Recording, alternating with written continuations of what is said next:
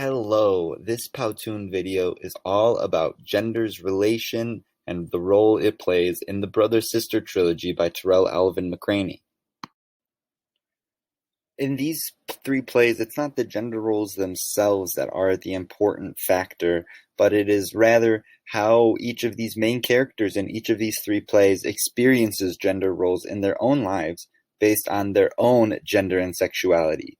And it's these differences in how they experienced gendered norms in their lives that is the important takeaway in this play trilogy. The first play in the trilogy, In the Red and Brown Water, establishes a lot of these patriarchal norms that this play follows.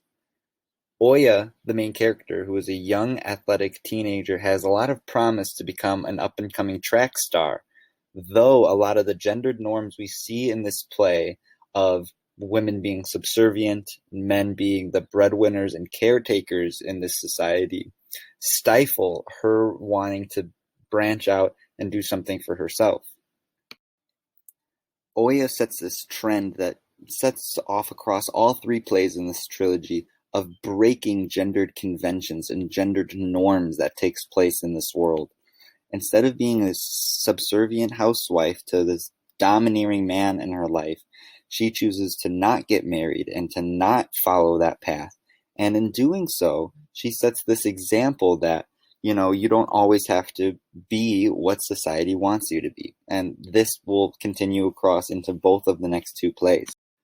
The play Brother's Eyes has a bit of a different look on gender, because while in the Red and Brown Water, we see the negatives and adversity that it takes to be a woman in this society, in a patriarchal society, we understand that being a man isn't necessarily easy either.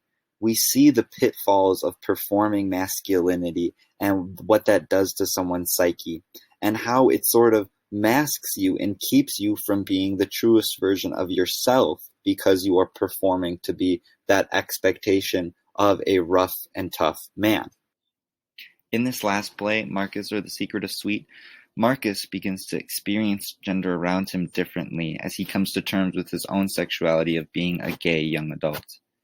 He chooses to not live by the traditional gender norms and does not choose to demonstrate masculinity the way that it's experienced around him. He instead chooses to continue to be Marcus.